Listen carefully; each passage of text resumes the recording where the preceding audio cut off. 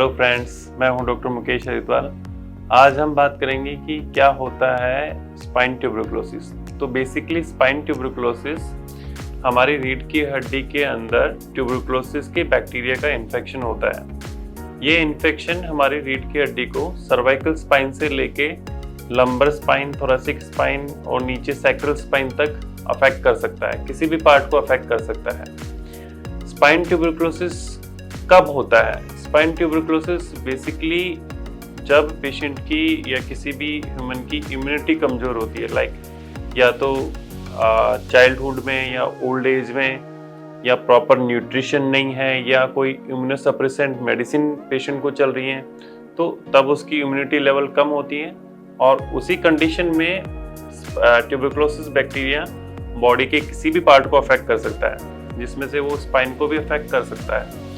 तो इम्यूनिटी कमज़ोर किन किन पेशेंट में होती है? जैसे ऑर्गन रिसिपिएंट है, किसी को ऑर्गन ट्रांसप्लांट हुआ है, उनको स्टेरॉयड मेडिसिन चलती है, या फिर स्किन की डिजीज़ है, किडनी की डिजीज़ है, या अस्थमेटिक पेशेंट्स हैं, या फिर बच्चे हैं, बच्चों की थोड़ी इम्यूनिटी कमज़ोर होती है, या ओल्ड एज में पेशेंट की इम्यूनिटी कमज़ोर होती है। कैंसर के पेशेंट होते हैं जिनके अंदर इम्यूनोसप्रेसेंट मेडिसिन चलती हैं, उनकी इम्यूनिटी कमज़ोर होती है। तो ये सभी लोग स्पाइन ट्यूबरकुलोसिस के लिए प्रोन होते हैं। स्पाइन ट्यूबरकुलोसिस बेसिकली रीढ़ की हड्डी के अंदर टीबी जो है लंग्स के थ्रू आता है।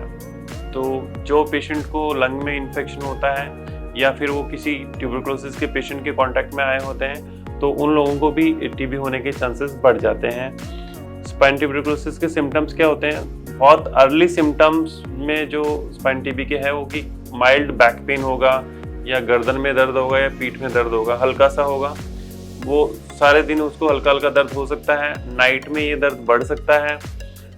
कई बार शुरुआत में पेशेंट इसको नेग्लेक्ट कर देते हैं कि थोड़ा बहुत मसल स्ट्रेन की वजह से दर्द होता है। ऑफन डॉक्टर भी इसको नेग्लेक्ट कर सकता है, बिकॉज अगर 5-7 दिन से 10-15 दिन से दर्द है तो पेशेंट को हम मेडिसिन दे देते हैं। लेकिन अगर कॉन्स्टेंटली पेशेंट को पेन बना हुआ है more than 3 weeks, more than 4 weeks, तो हमें इसको इन्वेस्टिगेट करना चाहिए। एक बेसिक एक्सरे करा के देख लेना चाहिए।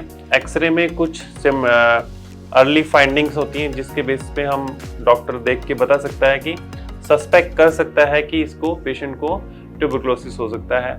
एक्सरे में बोन का जो डिस्ट्रक्शन डॉक्टर को दिखाई देता है, बोन की जो प्लेट्स हैं वो डिस्ट्रॉय दिखाई देती हैं, मींस जो है इन्फेक्शन बोन के अंदर हो रहा है। अगर डॉक्टर सस्पेक्ट करता है एक्सरे में इन्फेक्शन, तो फिर वो फर्दर इन्वेस्टिगेशन एडवाइस करता है, like MRI and blood investigation, जिससे हम ट्यूबरकुलोसिस को कंफर्म कर सकते हैं, अर्ली डायग्नोज कर सकते हैं एंड ट्रीट कर सकते हैं। अदर सिम्टम्स जैसे कि अगर ट्यूबरकुलोसिस बहुत ज़्यादा एडवांस स्टेज में है, अगर पेशेंट को लंग का भी ट्यूबरकुलोसिस है, पेशेंट को बहुत जगह मल्टीपल जगह ट्यूबरकुलोसिस है, तो अदर एडवांस सिम्टम्स आ सकते हैं, जैसे कि बुखार का आना। टीबी वाले पेशेंट में जो बुखार है टिपिकली इवनिंग में आता है। इवनिंग में हल्का सा पेशेंट को शरीर गर्म लगता है, इसको इवनिंग राइज ऑफ टेम्परेचर बोलते हैं।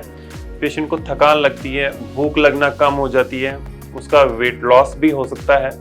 तो ये कुछ सिम्टम्स हैं जो पेशेंट को एडवांस ट्यूबरकुलोसिस में आते हैं। अगर स्पाइन टीबी में पेशेंट को कॉम्प्लिकेशन डेवलप हो जाते हैं, जैसे कि टीबी बहुत एडवांस पहुंच चुका है, बोन बहुत ज़्यादा डिस्ट्रॉय हो चुकी है, तो कुछ एडवांस सिम्टम आ सकते हैं, जैसे कि बहुत ज़्यादा दर्द का होना, पेशेंट बिल्कुल खड़ा भी नहीं हो पाएगा, चल भी नहीं पाएगा दर्द की वजह से। ये दर्द है, अगर नस के ऊपर दबाव हो गया तो दर्द उसके हाथ में भी आ सकता है, उसके पैर में भी आ सकता है, साइटिका का पेन भी आ सकता है। पेशेंट के पैरों में कमजोरी हो सकती है, बिल्कुल सूनापन, झंझनाहट हो सकता है, गिरने का पेशेंट को डर लगेगा। ये सारे सिम्टम्स न्यूरोलॉजिकल सिम्टम्स हैं जो कि एडवांस ट्यूबरकुलोसिस में आते हैं। अगर स्पाइनल कॉर्ड पे अपने प्रेशर ज़्यादा हो गया है तो ये सभी सिम्टम्स हमें देखने को मिलते हैं। स्पाइन ट्यूबरकुलोसिस से बिल्कुल भी डरने की आवश्यकता नहीं है। स्पाइन ट्यूबरकुलोसिस एक कंप्लीटली ट्रीटेबल डिजीज़ है। अगर हमें इसका जल्दी से जल्दी पता चल जाता है, जल्दी से जल्दी डायग्नोसिस बन जाता है, तो इसका ट्रीटमेंट कंप्लीटली पॉसिबल है।